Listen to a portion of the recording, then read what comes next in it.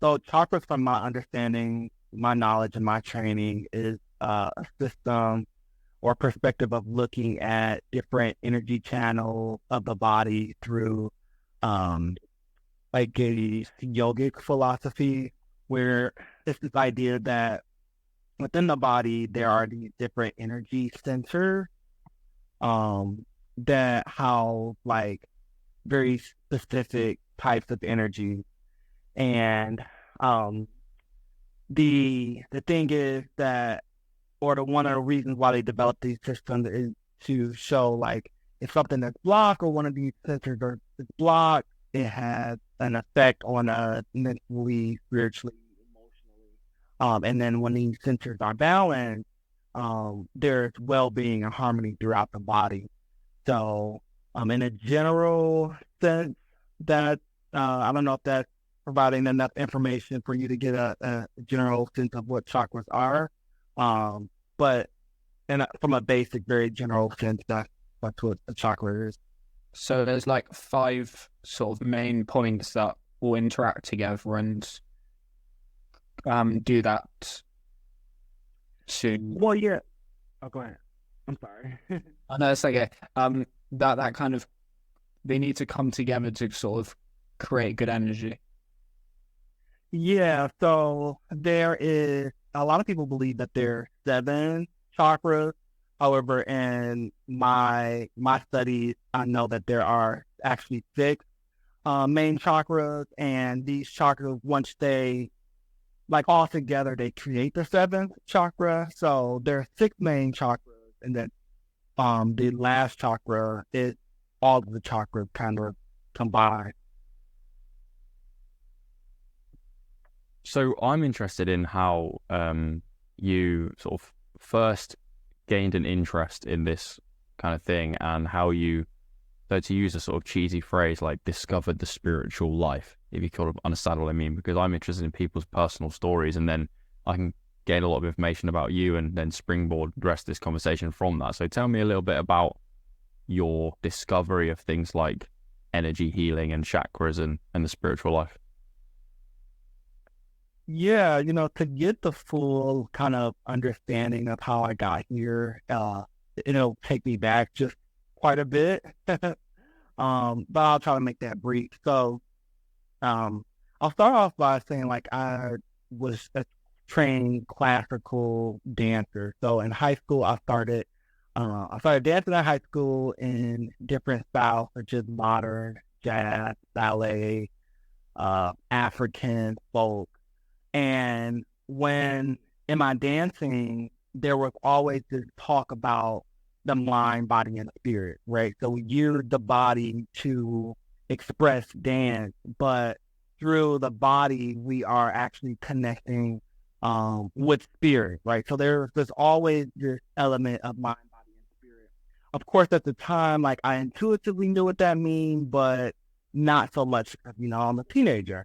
And so went to college for dance, and after college, moved to New York City to pursue my career in dance. And so it wasn't until I started to practice yoga as a form of cross training, which a lot of dancers do, especially like if they have injuries or if they just want to get stronger in certain areas. So I started to practice yoga, vinyasa yoga, in New York, again, to try to cross train my body. And it was only in that practice of practicing yoga, which I started to have like these experiences that were kind of unexplainable experiences that I hadn't had before. And I thought to myself, like, well, wow, this is very interesting. And I kind of want to continue to do this. So I started to study about yoga. It really piqued my interest. And then that's when I started to learn more about the other systems that went along with yoga, such as meditation. So I began to develop a daily meditation practice, and that just kind of took me from like one to about like a seven on a scale of 1 to 10. And again, I started to have these really deep, unexplainable, mystical experiences. And I really started to understand how both yoga and meditation was transforming not only my body, but like my mentality. And it was after having a few of these really deep experiences that I was like, okay, you know what? I think this is the path that I want to go on, right? I see how it's changing physically, mentally, emotionally, and spiritually. And it's really starting to develop me spiritually as well. So I decided that this is the path that I wanted to go on. And then from there, I did a 200-hour yoga teacher certification in Rishikesh, India. And after that training, I came back to the U.S. and started to really teach so that other people could have these experiences too. And so my journey kind of led me from teaching in schools, nursing homes, colleges, churches, just about in all spaces. And naturally, my journey in my practitioner journey, I started to discover more and learn more, and I began to really learn more about the subtler aspects of yoga and meditation, which led me to, learning about the chakras, learning about the nadis, learning about different mental states. And then it has continuously been progressing from that moment. So, were these like more subtle sort of changes? Is that kind of how you progress as someone that does these yoga practices or meditation practices? Yeah, absolutely. Like, I believe that with each kind of experience, which I wasn't expecting, right? But each experience made me question, like, okay, well, what is this phenomenon that's happening, and what am I experiencing? And that inquisition led me to study more about, trying to figure out, okay, well, why is this happening? Why am I experiencing this? And that knowledge just kind of brought upon more like motivation to practice more, because I'm like, oh wow, if I'm sitting in meditation and all of the sudden I just feel like this feeling like of expansion here, right? What does that mean? Like, what is this feeling of bliss and joy that I'm feeling during meditation? That leads to more study, and then more study leads to more motivation. More motivation leads to a more consistent practice. A more consistent practice leads to more experiences. So it's kind of been like this positive feedback loop that continued to develop my practice and then develop my overall being. Would you say you have like psychic abilities? Yeah, so there's definitely a system of yoga that talks about, like, if anybody who is listening to this have read like the Yoga Sutras of Patanjali or other books on the yoga system, they do talk about these abilities where that the mind and the spirit just kind of naturally develop. Sometimes I like to use the analogy of, like, think about how a person kind of change and grow from like an infant into adulthood, right? So as you your body starts to develop, your mind starts to develop, you just begin to develop different, abilities, and you're able to do more. And so that's the same thing that happens with the mind and the spirit. As the mind and the spirit evolve or grow, it just naturally picks up the ability that a person might call psychic. And so I've definitely developed a few of these on my own. And so, yeah, I would say, yeah, a person But naturally develop. what do these abilities look like? So I think it depends on like the person, right? Everybody's different and everybody won't develop the same kind of abilities. But for myself personally, I would say one of the things that has developed is just like this. One of the ones that's more common for me is like my dreaming has kind of grown, whereas before it was just me just going to sleep and maybe dreaming. Now my dreams have taken on like this other limb where I have experienced things like prophetic dreams, very vivid dreams, some lucid dreaming, where it's this phenomena of dreaming and being aware that you're dreaming, and so that you have the control of your dream. I have had some spontaneous astral projection, and for those of the people who are listening who may not know what astral projection is, it's basically this idea of a part of yourself, whether you identify that part of yourself as your spirit or your consciousness, extend beyond your body, and so that you're able to kind of explore a reality that is beyond the physical realm. So that's another thing that has developed. And then I've also had some experiences with clairvoyance, kind of, again, that's this idea of going beyond your body, but in a waking state. Some telepathy spontaneously developed sometimes. And then also just, it's an ability that's still kind of developing, and it's hard to kind of explain, but this feeling of having like a deep connection or being one with all things, or maybe a specific thing. So, for instance, I might be in nature and then start to have like this really deep connection with like either a tree or a plant or a rock, and I'll start to feel like I am that specific object or being. So those are just some of the few things that has kind of developed over time with my practice. Yeah, that's really nice. I love hearing about people's own individual stories, and also how some things are different, some things are similar to ones that I've experienced or heard before from others. So I want to sort of unpack a couple of things you said, and I might lay it out what I've understood in my head, right? And then ask you a couple of questions from that, and you can then decide which ones you want to bounce off and feed off. So what I see here in my head is you're a brilliant dancer, right? And that is a physical practice that is a sort of embodiment of spirit, right? When you dance along to a piece of music, it's almost like the music carries you along.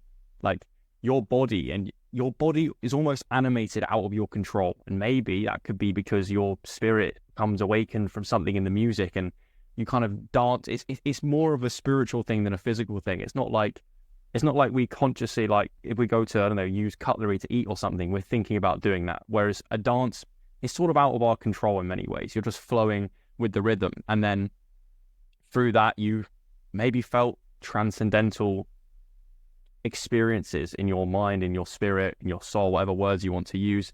And then you delve deeper into that. And you use words like expansion, bliss, and joy. So my first thing I want to sort of touch on is, I want to dig a little bit deeper into that feeling that you had, because I've had similar experiences based on the words you've used, and I think there'll be people listening who might have had similar experiences.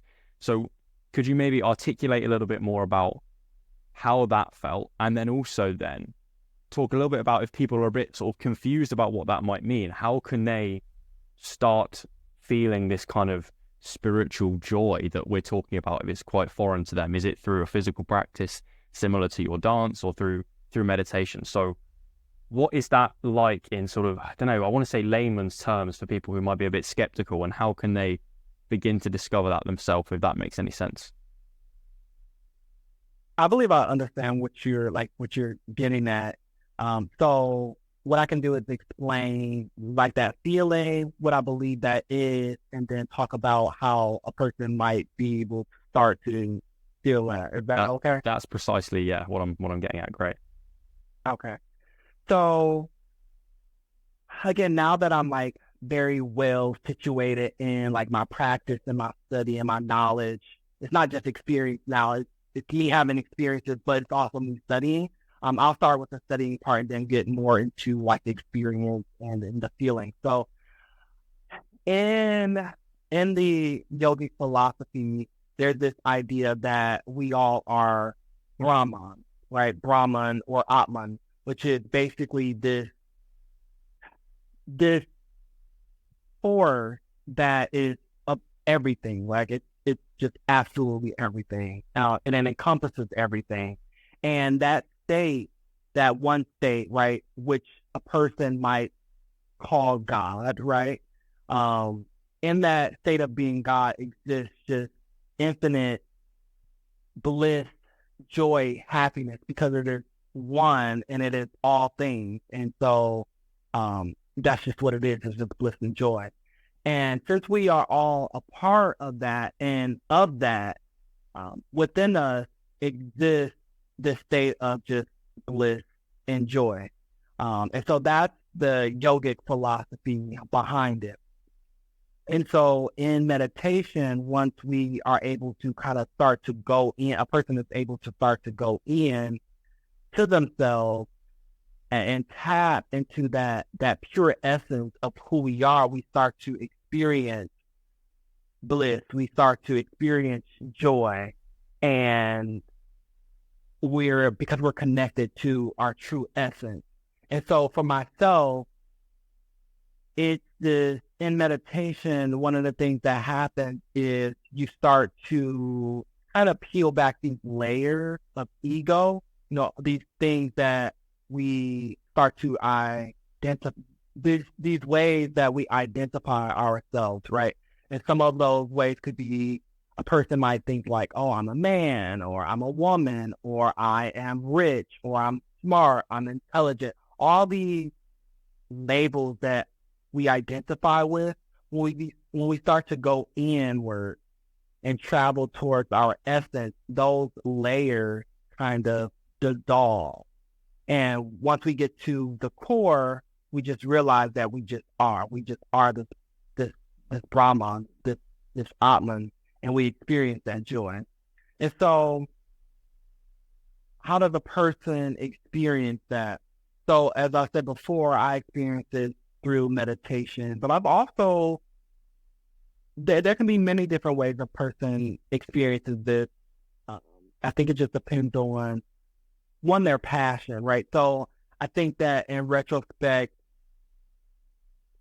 practicing and performing dance, I tapped into that a little bit because it's been this thing that I've loved so much, and this thing that I have been able to completely immerse my mind in, to where it took me to a place where that was kind of transcendental, and there were moments where I experienced that just pure bliss and joy. But for other people, depending on what their passion is, right, it could be perhaps somebody really loves sports, and when they're practicing sport, their mind is just completely dissolved in that action at the moment, and for some reason, they just feel like, well, wow, I'm doing sports, and this is the best. I'm having the best time of my life. Like, they're not thinking about anything else, but being in that moment, and in that moment, they're experiencing Brahman. They're experiencing that bliss and joy. And it could be anything. It could be sports. It could be art. It could be the sciences, right? A person who loves to study, just immersed in their studying and having these experiences. So it could come in many forms, but I think when it comes to yoga, or the thing about yoga is that yoga is a codified system that talks about that experience being kind of like a pinnacle. And here's the way in which we get there. Yeah, that was exactly the kind of answer I was looking for. Brilliant. There's a couple of things I want to bounce off from that. So firstly, your mention of sport, I can completely relate to that, right? Because I play wheelchair basketball. I play like a junior international level, and I've been doing it for like 11 years, right? And the way I would articulate it is very similar to what you've said. It's like when I'm playing in a game, and the adrenaline is flowing and it's like a war against the other team, I'm not really there anymore. Like, I feel like I'm possessed by the spirit of the game, if that makes any sense, right? Because I've trained so much that my body knows what to do. And everything's happening so quickly that consciously I can't decide, like, okay, I'm going to catch the ball now, or I'm going to bounce it, I'm going to pass it, I'm going to push my chair. Like, there's no time for that, right? So Joel has to stop playing, and something else, the spirit of basketball within me, or whatever sort of cheesy little phrase you want to use, plays, right? And then you list other examples there of ways that people can reach a sort of state like that. And me as a psychology student, the way I sort of think about that and try and break it down and make it more objective and scientific and less woo-woo, so some more people from the public kind of get it, is that's flow state, right? And there's loads of research into the idea of flow state, where you are so ensconced in what you're doing that you lose a sense of self, you lose a sense of time. And now we're moving away from some spiritual stuff that maybe the average Joe doesn't understand or doesn't want to accept, and moving into, right, this has been studied.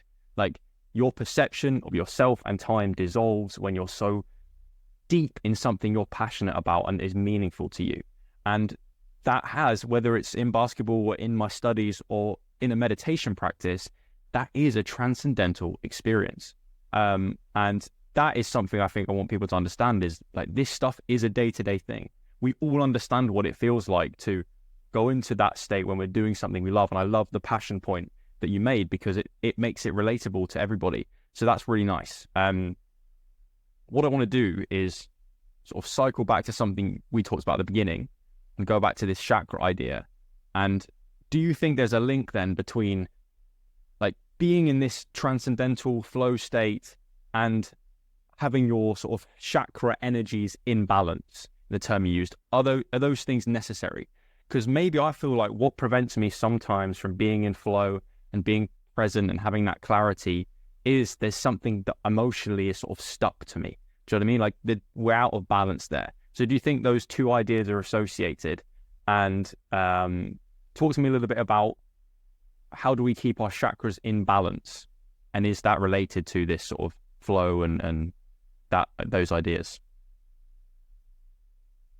Yeah, I think that using the chakra system and trying to relate that to an experience that the average Joe, right, might have, can definitely help to map out what's happening and why a person might tap into the flow state or experience that transcendental bliss. Absolutely. So one of the things about the chakras is that they're not just these energy systems, but they also can correlate to our emotions. Also, one of the things that, Joel, you mentioned that you're a psychology student. You also know, you probably have heard of, like, the Maslow's hierarchy of needs, right?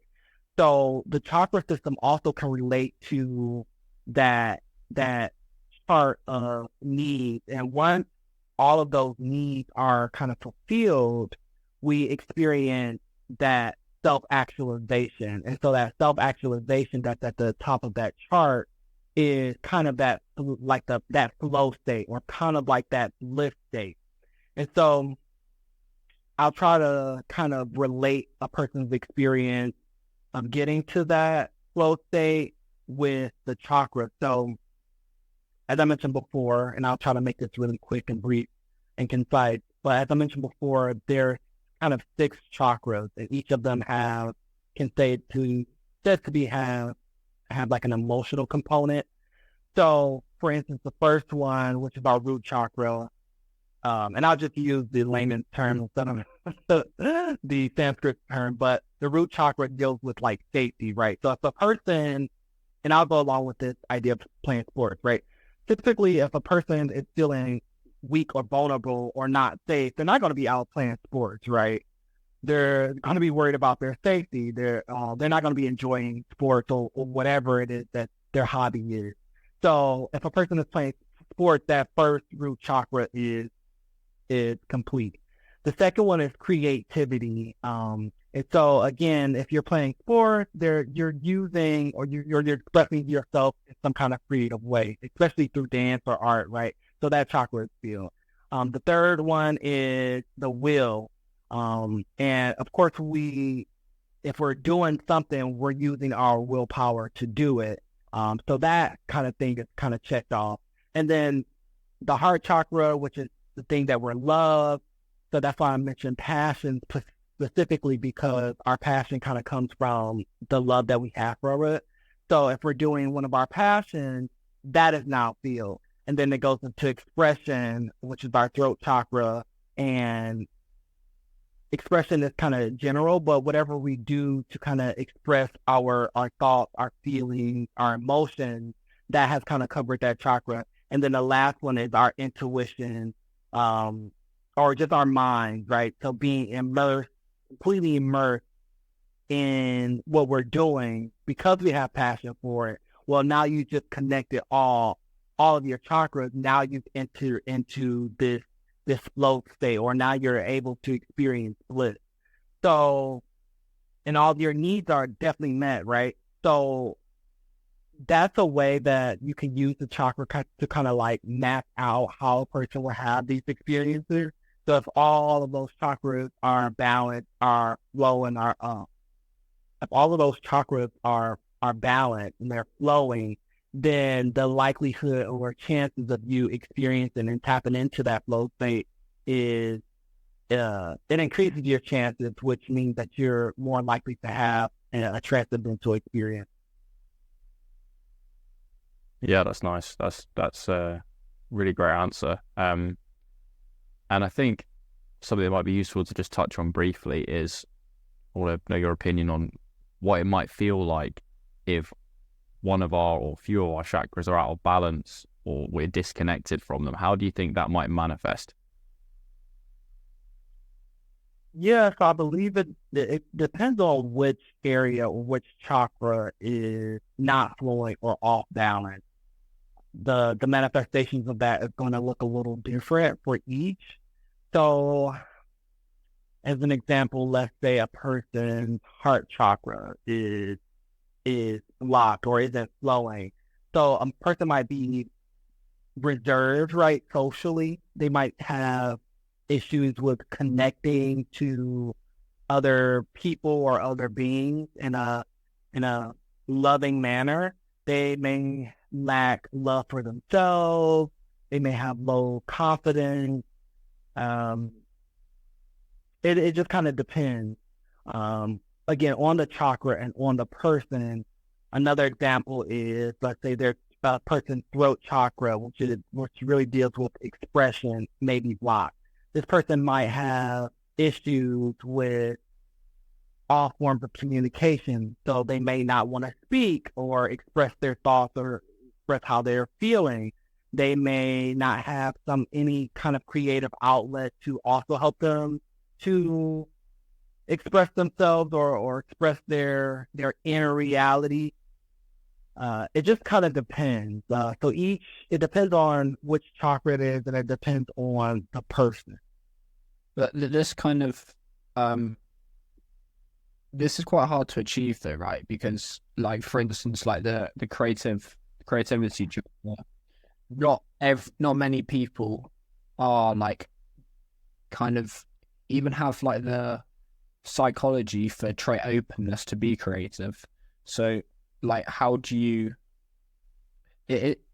kind of achieve the chakra balance by action, sort of like an outlet? And so, for example, the sport.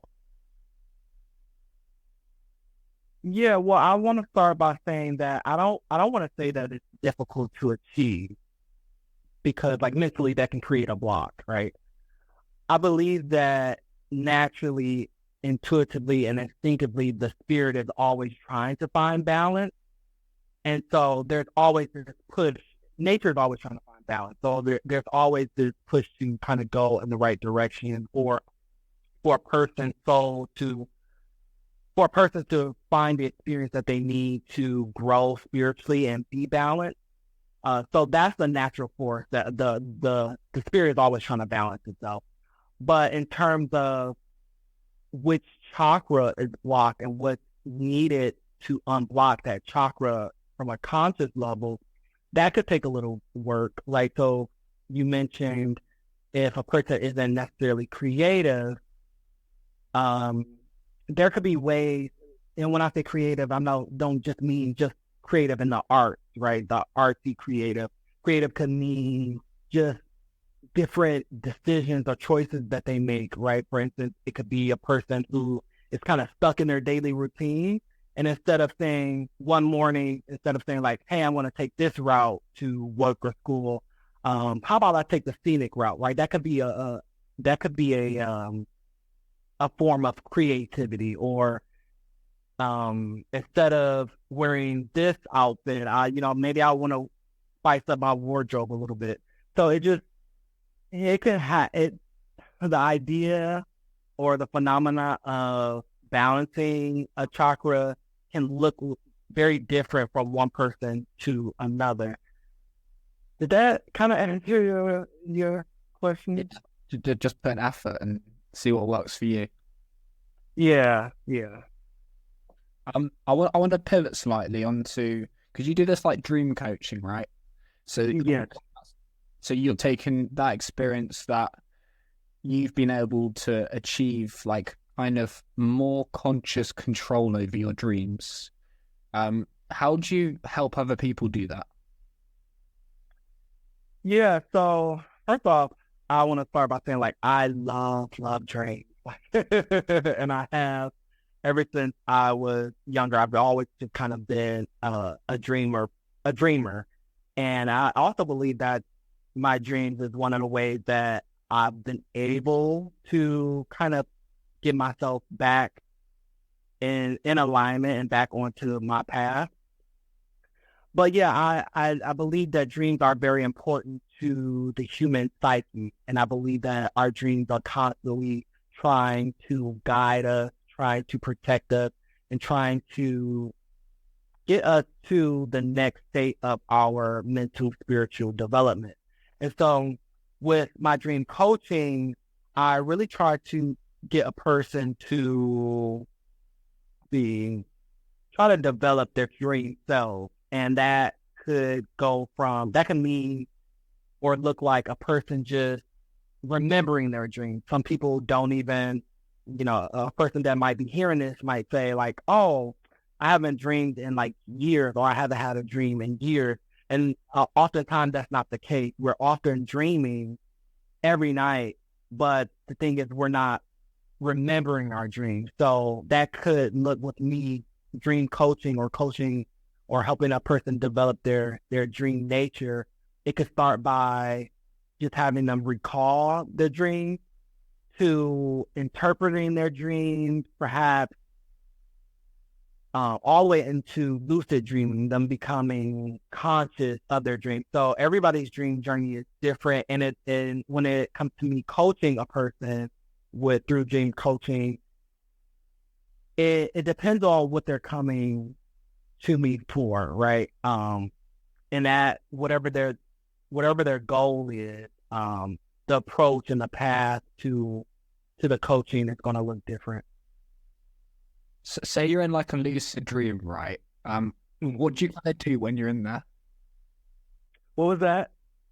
So like, say you're in a lucid dream, like you get to the place. What do you do? Well, in that case, when you become conscious of your dream, that world is yours, right? So whatever you want to do, or whatever your spirit is calling you to do, you can essentially do. So a lot of times, one of the more common things that happen or people do once they become lucid is a lot of people like to fly, right? That's like the number one thing that people want to do in a lucid dream is fly. A lot of people want to go in to places that they've never been before, or places that they dreamed. Some people want to create this reality where they're rich, where they're a king. A lot of people want to just have sex once they become lucid. So it depends on the person, and depends on like how creative they want to be. And also in a lucid dream, that's a space where a lot of your creativity kind of opens up. So it just depends. for me, I think I'm at a point where, I lucid dreamed enough to where I've experienced all those things. And now I want to go deeper into, okay, how mystical and how transcendental can I make this moment or this opportunity to be lucid, right? So for me, it might look like, okay, I want to go and meet someone that has lived in the past or who was alive in the past, or perhaps I want to meet, what does it mean to be in the presence of God, right? Try to have that experience in my lucid dream. So as a person begins to develop their lucidity and dreaming, I believe the more complex their desires become. I mean, it's really obvious, but like, because it's your imagination, so you can actually do anything. Now that's just occurred to me. But say like when I go to bed tonight, say if I want to like fly in my dream, like how do I do that? Yeah. So I think the very first and the most important key ingredient to becoming lucid is an intention. Like you have to have the intention that, okay, I understand that this is real, or I've had this experience before and I want to have it again. So I'm going to set the intention that I want to lucid dream. And from there, there's a lot of different techniques and things that goes along to kind of strengthen that intention, and then put yourself in a state to where becoming lucid is more probable. But the key ingredient is just having that intention. And then also sometimes, which is kind of, what's the word I'm looking for? Woo-woo, right? Well, a little woo-woo is like, a lot of times people will spontaneously have a lucid dream just by hearing people talk about lucid dreams, right? So, and an example would be like, if someone is listening to the interview and they've never lucid dreamed before, they maybe have had a lucid dream in the past, like, oh yeah, I remember lucid dreaming when I was a child. And then they're listening to this interview, they might actually have a lucid dream tonight. And I don't know what that, I haven't discovered or haven't developed a theory around why that happens, but apparently like that's a common thing. When people start to hear about lucid dreaming, it triggers something within them to where they just kind of spontaneously have one recently, shortly after hearing about it. So now that's so cool that you can like have some sort of control over your dream. Like, so in theory as well, can you have like this same dream again? Because I think I've had that before, like over like sort of spaced out periods, the same dream multiple times, but you can sort of do that consciously. yeah, so I label those as reoccurring dreams, and sometimes that happens in different forms. So a reoccurring dream might look like somebody having the same dream constantly over a number of days or over a number of months or weeks. And typically that is a signal that there's something that they really need to deal with. But then also there's been instances where a person has continued to dream from years before. I've talked to people and clients that were like, oh, I had a dream tonight or last night. And I remember like, it was kind of the continuation of a dream that I had in my childhood, where I was on a camping trip and I met this bear that I became friends with, and that was a dream that I had in my childhood. And so last night, we continued that journey, and so yeah, dreams do reoccur, and I think that oftentimes in those instances, it's definitely a message that needs to be learned there. Yeah, I love these types of conversations because for me, I like seeing the overlap between the psychology and the spirituality. And I love that really maybe they use different terminology, but they're kind of singing from the same hymn sheet, right? You've got what you're talking about with this idea of gathering messages from your dream, and the idea that you can be communicated lessons, and we can dream consciously and go into a sort of different world inside of us, right? And, you know, the psychoanalysts, Sigmund Freud, Carl Jung, the big famous ones, talked about that in their dream analysis stuff, that is where the unconscious communicates with you. And it's often in a symbolic manner. I mean, I remember in the lockdowns where my sport was taken away and I lost motivation and I wasn't even sure if I was going to continue anymore. I remember having this vivid dream about training with my club, but all the lights were off in the sports hall. And I remember getting so frustrated with the fact that the lights were off. And I was trying to explain to people, like, why are the lights not on? Like, we can't play. I can't see the basket. I can't see you. I can't, like, what's going on? I spoke to my mom about this the next day, and she was like, well, that's what your unconscious is trying to communicate to you, that you feel in the dark with this.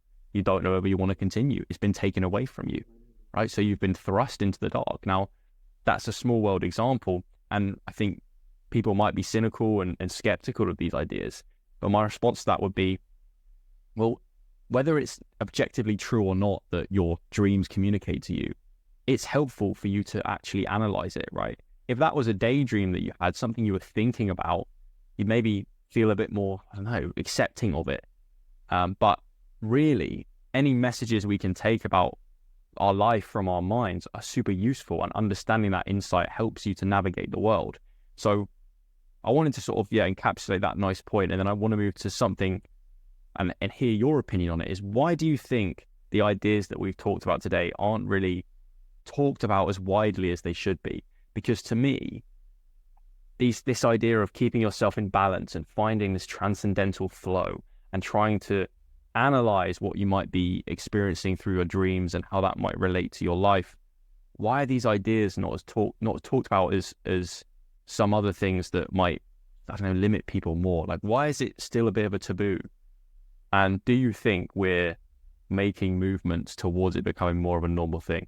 Because I think conversations like this, for example, and the greater amount of information you see online specifically about this kind of stuff is making those kind of movements. Yeah, so from my understanding, I believe that humanity has gotten away from their spiritual nature. I believe, obviously there are some cultures that highly place a value on connecting to their spirit. And oftentimes in those communities, in those tribes, you see a difference in the way they interact amongst themselves versus a society that is disconnected from spirit. So a society that's disconnected from spirit, they may be more combative. They may operate in a lot of dysfunction. They're more materialistic. They just all of these different things that doesn't make a great society. But those societies and those cultures and tribes that really connect to their spirit, it's a more harmonious, loving society because they're connecting with spirit. And when you connect with spirit, that's when you talk about these things such as dreams and chakras and feelings and connections with nature and connection with, spirits and all of these other things. And so I believe that in certain societies, we are more so focused on surviving and just the normal, focusing on my career, focusing on getting ahead instead of really focusing on the thing that matters, which is spirit. So I think that's one of the reasons why these conversations aren't daily conversations. And I believe that that's one of the reasons why certain societies, so I'm from America, and I'm currently in Bali, Indonesia. And I see being here and being from there, like there's just a difference. There's such a huge difference in the way people interact with each other and the way people live here versus in America. And I believe that's because in America, the focus isn't on spirit, it's on, capitalism, it's on getting ahead, it's on oneself, it's on ego. And that's why a lot of the society is unhappy, so to speak. And I believe that societies that are disconnected from spirit are unhappy, feel unfulfilled, and they always feel like they're searching for something, and they're not quite sure what that is. But what that is they're searching for spirit. They're searching for that connection to spirit and to the divine, which brings fulfillment. And so I believe that there are, in all of these societies that are kind of off balance and not connected with spirit, there are people within those societies who understand the importance of their spiritual nature and feeding their spiritual nature. And when those people start to awaken or start to do things to bring that awareness to the forefront of the collective conscious mind, that's when more of those conversations like this, this interview that you all are doing, that's when we start to realign ourselves and start to live from a more spiritual nature. And that's when we have these conversations. I think also, the capitalism one's a big one. It's like the people want to add a lot of happiness is like thought of to be of getting the new thing, but realistically, these people discovered it's now. I'd rather just meditate and that made me happy. Yeah, I think that's what you said there is really nice, and it's linked a couple of ideas that we've talked about. What I wrote down here on my bit of paper was, it seems like we have a dysfunctional prioritization in what we value in certain societies, right? And you talked about ego hijacking, right, what we desire. And then that links to how you talked about this transcendental flow experiences are like peeling back the ego and like taking away these layers of stuff that you think you value and desire, but you don't actually want. And what I would say to people listening about this is something I've been going through myself over the past year, I'd say, is, and this isn't my idea, this is an idea developed by two guys called Chris Williamson and George Mack. You might have heard of them, probably not though. And it's this idea that there are hidden and observable metrics in life. And I can put this for people listening in an everyday example and then link it to the spirituality focus of this conversation. So an observable metric is like how much money you make, okay? And that's very, very easy to track, very easy to measure. You earn $40,000 a year in your job. And if you get promoted, you'll earn $42,500, right? That's a very easy metric to measure. And people think that if something is easy to measure, it's going to correlate with my happiness. If my money goes up, my happiness goes up. But there are also hidden metrics, right? Things like connection spiritually or with your family and love and peace of mind, right? These things can't be measured like your salary going up or how much money you have in your bank account, that figure increasing. But they have a much bigger weight on your happiness.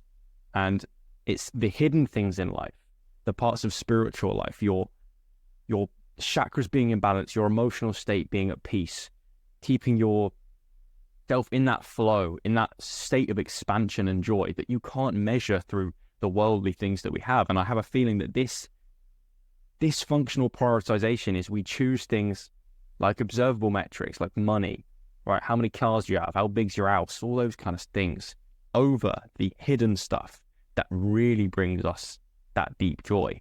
And hearing your story and thinking about myself and Jacob's own journey navigating through this, I think you have to experience it yourself, like you did when you were a dancer. And it was almost like this state manifested in you and you wanted to delve into it more. And I feel the same way about my life. That's what I've experienced. When I feel that state of expansion and joy, looking at a sunset or something like that, right? I want to investigate what is that and how do I have that more?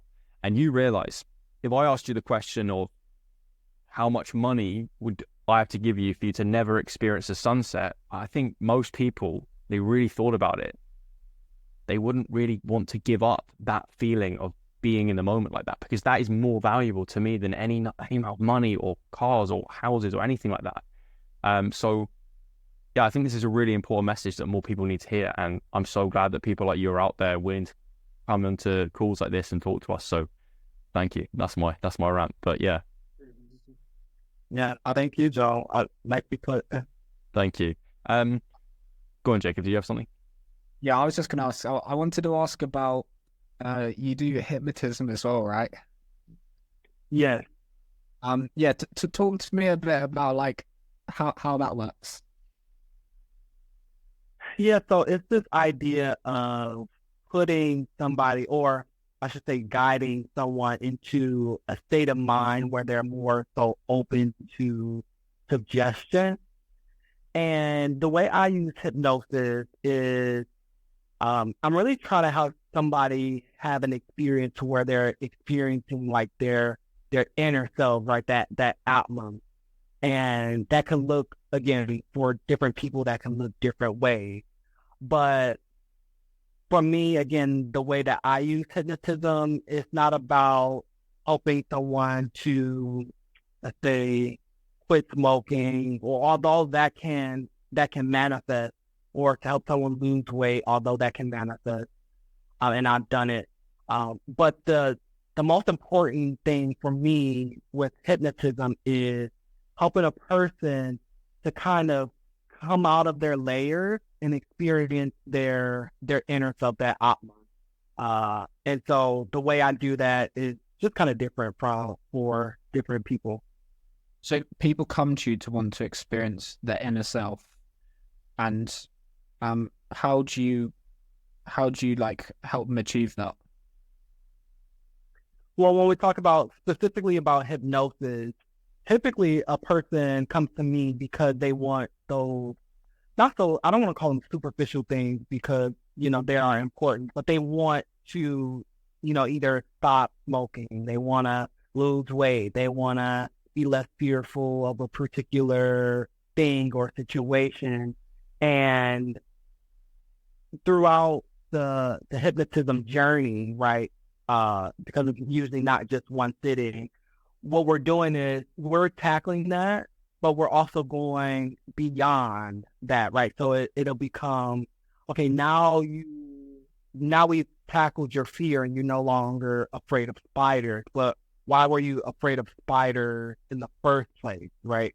What was the core root of that issue? And sometimes people might find that, I was afraid of spiders because I wasn't connected to the thing that makes me and the spider connected in the first place, right? I didn't see myself in the spider. I didn't see the life force that is also me within that spider. And so it's for me, when I'm doing hypnotism, it's not just going beyond, it's not just tackling that problem, but it's to go into, or take a person into the center of their being, which is that essence, that Atman, that bliss, or that state of being one with all. So you help them discover that problem or that pain, and you find the root cause. But because in my head, when I think of hypnotism, I think of some guy like sort of waving, I don't know what it's called, something around, but like, how does it actually kind of work? Yeah, so it's this idea that, so consciously we have all of these filters, right? Our mind have all of these filters or mechanisms that we kind of put up to help protect us in a way. And so with hypnotism, basically you're just helping a person relax and take down those mental guards, and get them into a state that's very relaxed, to where they're open to, again, experiencing themselves and experiencing what's happening on an inner unconscious or subconscious level. And so once you're in that subconscious or unconscious level, sometimes I like to think about it as like a computer, right? When you open up your laptop, you have like these security files, or you have like a password. And so you have to get the computer to like unlock those passwords and get to like the part of the computer where you're able to reprogram it. And a lot of times when we talk about reprogramming the mind, we're talking about getting into that unconscious level and either that subconscious level or that unconscious level. And once you're in there, then you can make all kind of changes. But for me, again, once we're in there, what I'm trying to get a person to look at is, okay, look inside of your programming, right? Look inside of your programming. What is there, or what's inside of your programming that you feel is causing problems or hindering you from living from like the essence of yourself. And okay, let's remove those blockages. So if I translated that right, so that's like the filters are kind of like the emotions and the stuff sort of stopping you from accepting the truth, and you kind of like shoot through all of them. And also like as they're calmed, it's kind of like when you are like high or something, you're more open to sort of allowing that to happen. That's right. Yeah, I think that's definitely a way to put it. Like when you're in that state, you're closer to the truth, because all the different ego things are no longer in the way. So I would, yeah.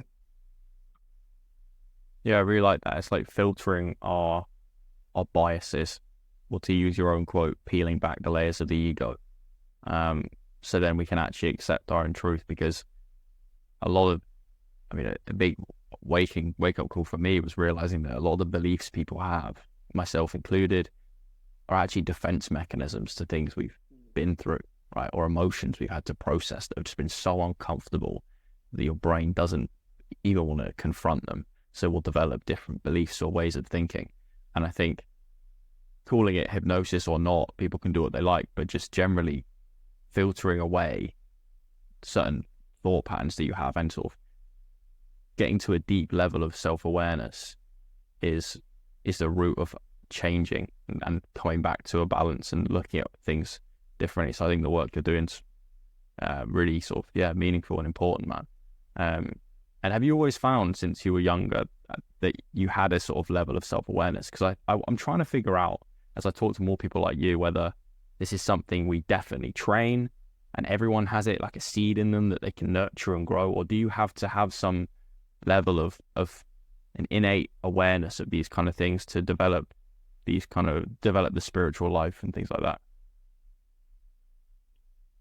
I think it's both, right? I think that on some level we all have that seed within us that needs to awaken.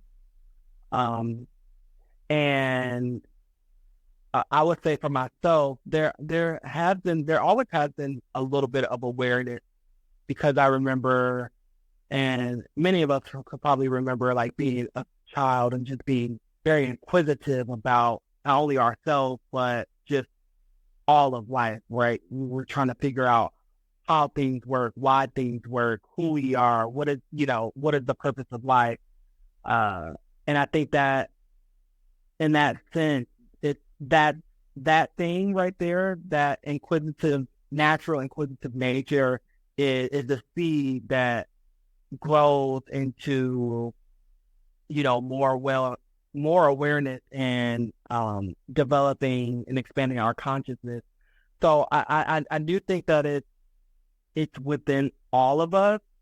I think that depending on what we experience in life, that either helps nourish that seed or hinders or harm that seed, that determines how we develop in our path to becoming more aware, if that makes sense. And if a person starts to develop or adapt a certain practice, whether that be a system of yoga, whether that be another system of spirituality, or maybe perhaps they just start to develop their own intuition. Whatever it is that they develop that helps them nourish that seed and grow their inquisitive nature. That's just the path that they're on. Yeah, I think there's a lot of truth to that. Well, that's everything that I wanted to discuss. Jacob, do you have anything?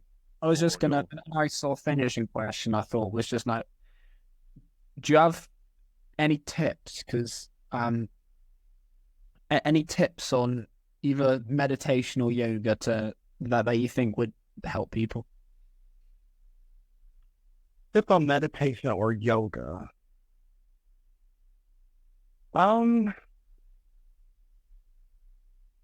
Yeah, I think with meditation, I would just say just start by sitting with yourself, right? You don't have to necessarily adapt any of the advanced practices such as like breath work at first, but just be comfortable with sitting with yourself. And so that could look like, and I think this is probably one of the easiest forms of actual meditation, but just going somewhere, right?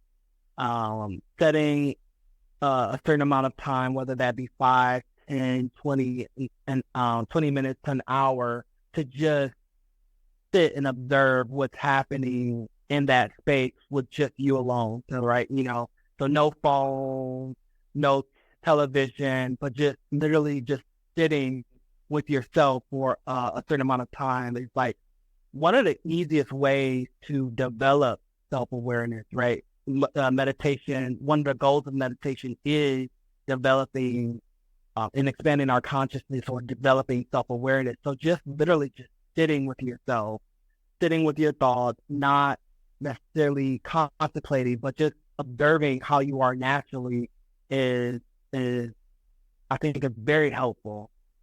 And no matter who you are and where you are in your meditation practice, if you come back to that, you're doing the practice.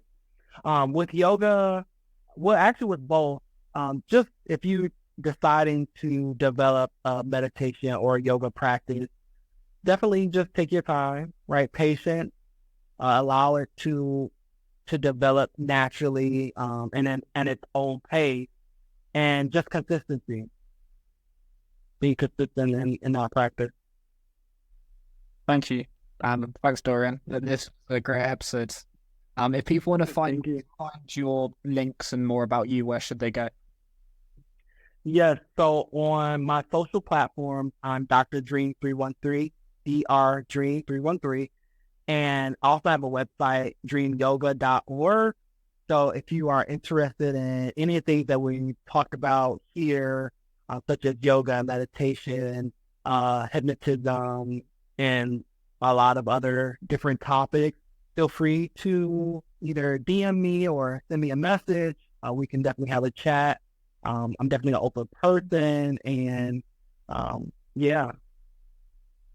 Thanks, everyone. Yeah, thanks, Mark.